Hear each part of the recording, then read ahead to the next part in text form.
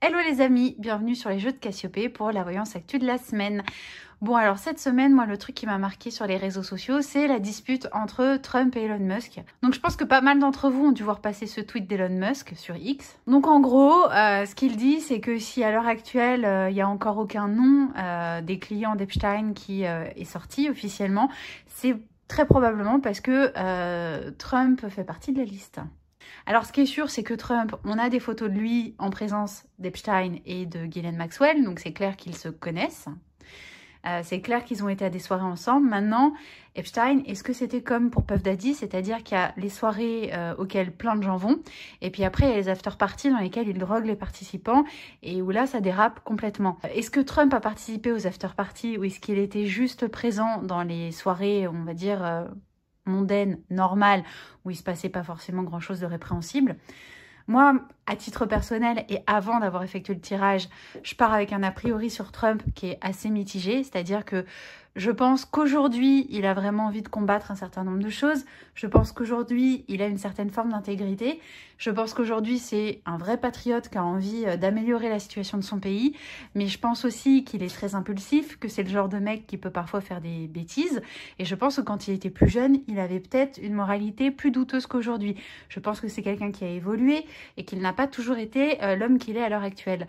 Donc, le fait qu'Epstein puisse éventuellement avoir des gros dossiers sur lui, ça me semble pas forcément impossible et il a peut-être pas envie d'avoir à se dépêtrer avec ça, d'avoir à justifier de bêtises qu'il aurait pu faire dans son passé. Après, ce qui est sûr aussi, c'est qu'il a toujours été riche et puissant et que je pense qu'il a jamais eu besoin d'Epstein pour se faire plaisir avec les nanas parce qu'il est puissant, il a de l'argent. Je suis pas persuadée qu'il soit hyper intéressé par les êtres humains très jeunes et très petits, hein. Voilà, donc je suis en fait assez partagée par rapport à ça. Je suis pas persuadée qu'il y ait d'énormes dossiers sur lui. Et c'est pour ça qu'en fait, je compte sur le tarot pour creuser. Donc, on va déjà voir comment ça va se passer, comment ça va évoluer au niveau de la relation entre Donald Trump et Elon Musk. Et puis ensuite, on regardera s'il y a des choses un petit peu sombres par rapport à Trump et par rapport à Epstein.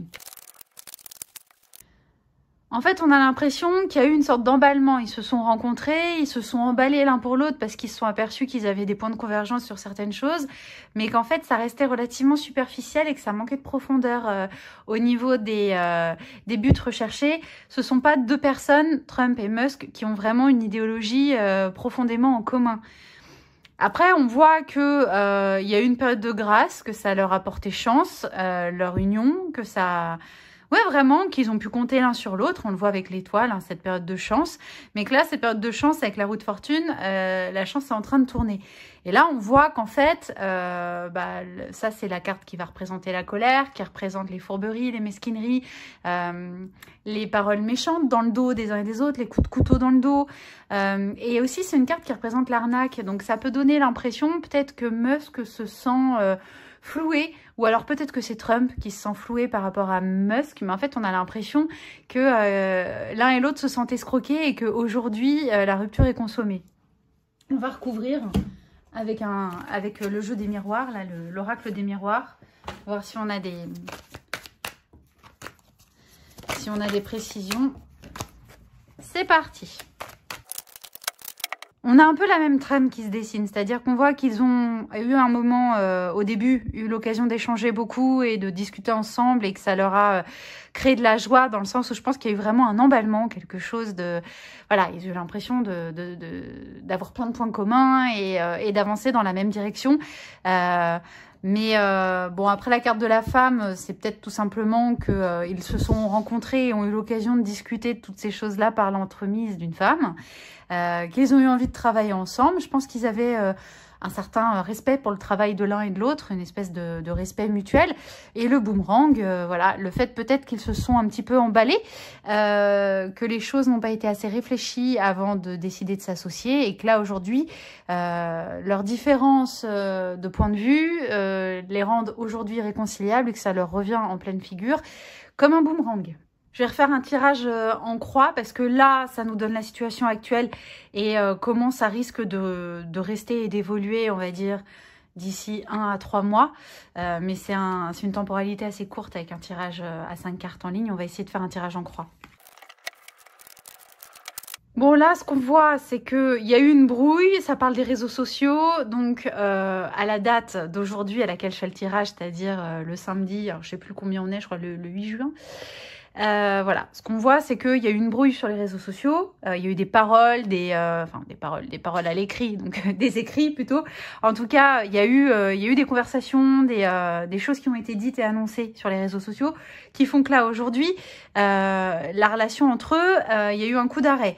Leurs projets sont à l'arrêt. Je ne sais pas s'il y avait encore des projets qu'ils avaient envie de développer ensemble, mais là pour l'instant tout est à l'arrêt. Ici en arcane occulte, on a donc l'amoureux. Donc c'est pour ça que je vous parlais de paroles et d'échanges. Hein. C'est des gens qui échangent. Donc là, les échanges sont coupés.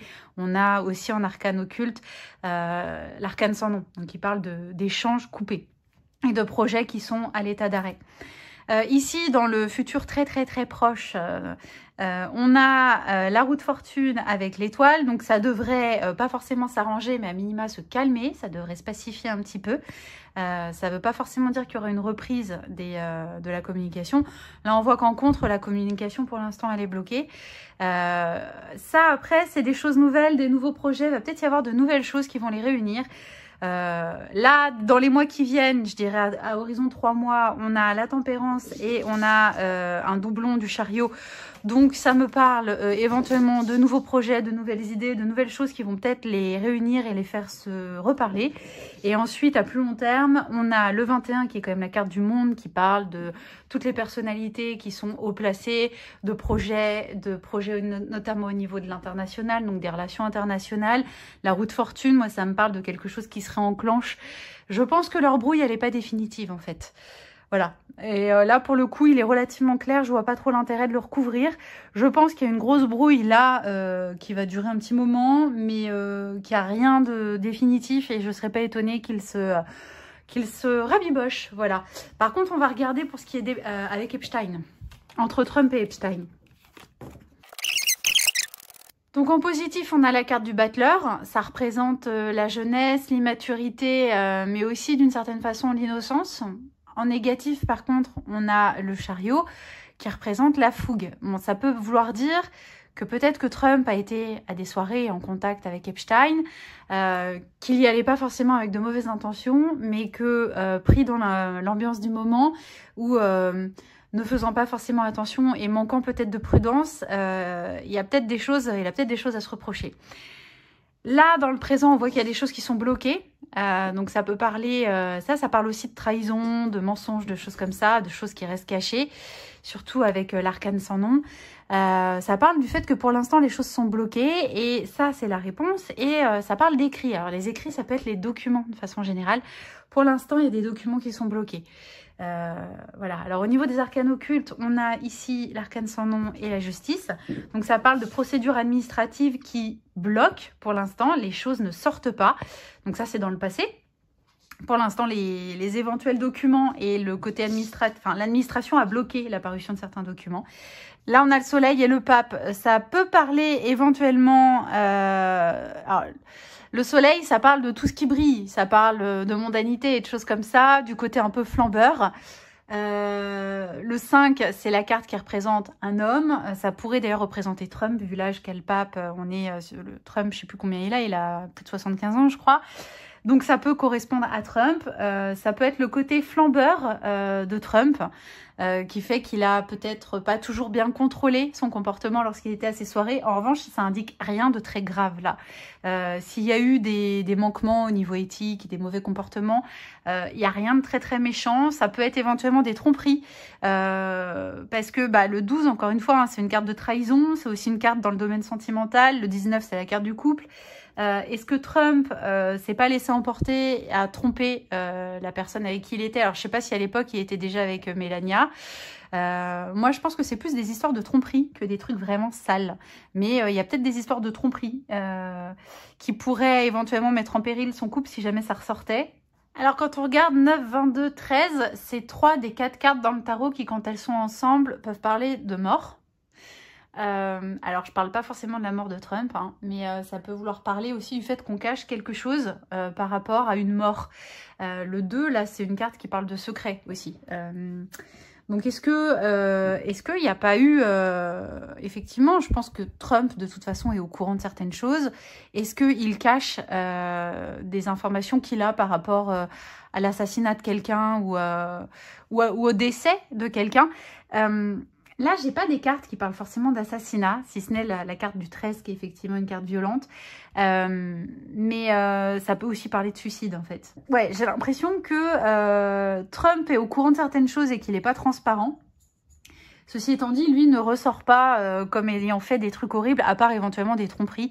Mais ça, c'est somme toute relativement banal. Et là, on a la carte de l'impératrice avec la carte de la maison de Dieu. Moi, je pense qu'il y a des choses qui vont finir par ressortir. On va apprendre qu'il couvre des choses. Qui va pas forcément... Alors, soit on va apprendre qu'il couvrait et qu'il les a pas dites, et donc quand ça va sortir, ça va faire un scandale. Mais là, moi, je vois pas non plus un énorme scandale. Le scandale, je vois plus par rapport à sa femme. Pas forcément par rapport à la presse et au grand public. En l'état actuel, ça peut par contre créer vraiment des disputes dans son couple, cette histoire. Mais je ne vois pas de répercussions vis-à-vis du grand public ou au niveau politique. J'ai l'impression que ça reste voilà, que ça reste plutôt de l'ordre de l'intime dans son couple que réellement des horreurs et des atrocités qu'il aurait pu commettre et qui lui vaudraient d'être traîné dans la fange publiquement. Et d'ailleurs, compte tenu des forces qu'il a contre lui, je pense que s'il y avait des vrais dossiers vraiment graves sur des vraies malversations ou des vraies horreurs commises par Trump, je pense que ça aurait explosé depuis longtemps. Et je pense que déjà, lors de la dernière... campagne électorale, je pense que ses adversaires l'auraient utilisé contre lui. Donc là, pour le coup, je vais recouvrir. Mais au vu de ce premier tirage, pour moi, il couvre des choses. Peut-être qu'il sait des choses aussi par rapport au moment où Epstein s'est lui-même ôté la vie dans sa cellule. Voilà, je pense que c'est plus par rapport à ça. Ou peut-être qu'il est au courant d'homicides qui ont été perpétrés et que pour des raisons qui m'échappent, il est d'accord avec le fait de ne pas forcément le révéler et de le cacher. Alors là, ça parle plutôt du passé et ça parle du fait que potentiellement, il peut y avoir des révélations qui seraient assez mauvaises pour son couple. Et je pense qu'il y a déjà par le passé eu des disputes par rapport à son couple, dans son foyer, par rapport à des choses qui ont pu être révélées par les médias.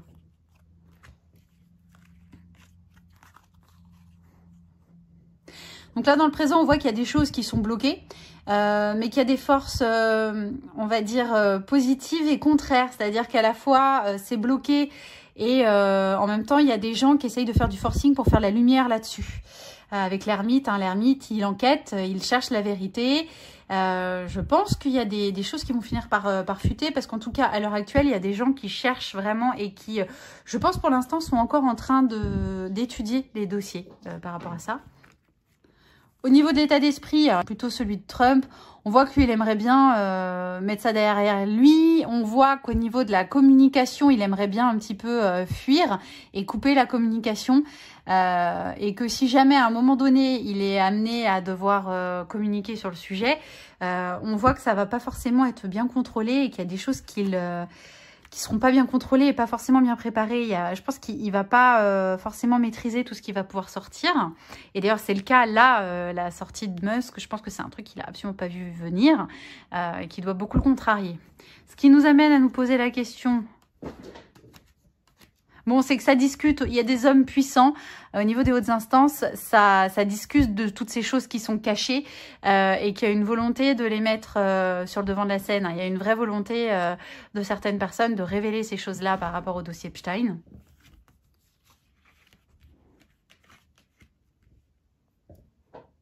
Et donc pour moi, il y a des secrets par rapport à des mœurs, par rapport à des manipulations, par rapport à des escroqueries d'un homme, qui je pense est représenté là pour le coup par l'empereur. Il y a la justice, l'administration hein, qui va finir par, je pense, faire un communiqué ou un truc comme ça. Il y a des choses qui vont sortir. Mais là, vous voyez, mine de rien, l'impératrice, elle a l'emblème hein, de l'aigle. Et l'aigle, ça me fait quand même penser à l'administration. C'est l'emblème aux États-Unis du FBI. Moi, ce qui me gêne, c'est qu'on a cette carte-là qui est ressortie en premier et qui parle quand même vraiment de secret. Quand il y a à la fois la papesse et cette carte-là, ou éventuellement s'il n'y a pas le jugement, ça peut être remplacé par la carte de la tempérance. Là, ça parle de secrets révélés. Or là, les révélations, pour moi, il y a déjà eu des révélations par le passé. J'en vois pas forcément de nouvelles à court terme. Je suis pas forcément persuadée que la liste sorte. Si ce n'est que, donc là, ça peut représenter une liste et ça peut représenter une liste. C'est les deux cartes qui parlent quand même de documents écrits, de lettres, de choses rédigées. Et puis ça parle de dossiers, etc. Moi, il y a l'administration américaine, à mon avis, qui a des dossiers. Pour l'instant, mais je vois pas forcément les choses être révélées. En tout cas, s'il y a des révélations, elles seront que partielles. Voilà. Mais en tout cas, donc pour en revenir sur ce que je pensais, c'est que pour moi, lui, Trump, a pas forcément trempé dans des trucs atroces. Je dis pas qu'il s'est tenu à carreau, mais je pense qu'on est plutôt sur de la tromperie et des choses comme ça qui peuvent nuire à son couple.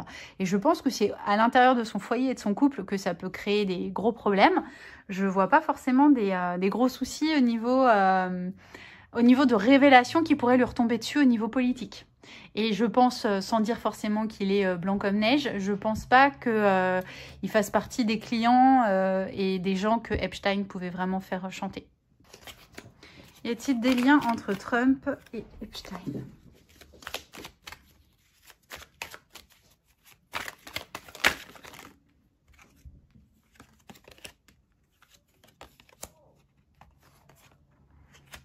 Alors, il y a ça qui est sorti. Guerre, attentat, bon, violence de manière générale, violence, meurtre et sorcellerie, magie. Moi, je pense, encore une fois, que Trump est au courant d'un certain nombre de choses. Epstein, sorcellerie, magie, ça peut faire peur, mais je rappelle quand même qu'il avait un temple, d'après certaines sources, temple qui aurait été dédié à Moloch sur son île. Donc, sorcellerie, magie, violence, meurtre, guerre, attentat qui ressortent concernant le dossier Epstein, je ne suis pas étonnée. Maintenant, est-ce que Trump était juste au courant et cache certaines informations ou est-ce qu'il baigne dedans?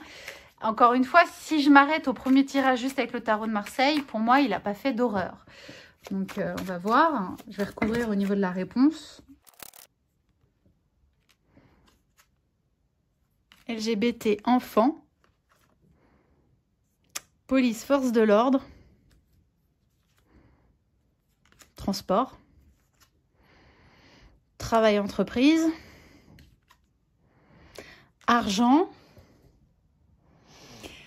C'est marrant, hein, tous ces mots-clés qui sont quand même très connectés à ce que traficotait Epstein. Bon, LGBT, oui, probablement.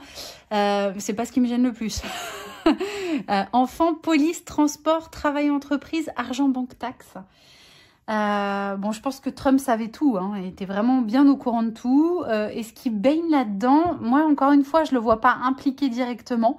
Mais ce qui est clair, c'est qu'il était au courant de tout ça et qu'il n'est pas blanc dans l'histoire. Mais j'ai pas de cartes qui me disent que lui-même participait. Mais dans tous les cas, déjà, ne serait-ce que d'avoir couvert ce genre de truc, c'est, je trouve extrêmement dérangeant. Moi, je pense qu'on a dû le faire chanter. Donc, ouais, et ben le petit tweet d'Elon Musk a mis le feu aux poudres. J'ai hâte de voir s'il y a des choses qui finissent par sortir. Bon, du coup, voilà ce que les cartes avaient à dire par rapport à cette histoire. J'espère que cette vidéo vous a intéressé. Et si c'est le cas, n'hésitez pas à la liker pour lui donner un petit peu de force et de visibilité. Si jamais vous voulez être tenu informé des prochaines vidéos que je publierai, la meilleure solution, ça reste de vous abonner. Bon, et si le sujet vous a intéressé et si vous voulez me donner votre point de vue et vous voulez qu'on débatte de ça, n'hésitez pas. Vous avez une zone de commentaires qui est là pour ça. Je les lis avec grand plaisir et je serai ravie d'échanger avec vous. Et surtout, n'hésitez pas aussi à me laisser dans la zone de commentaires vos envies éventuellement de tirage pour les prochaines semaines.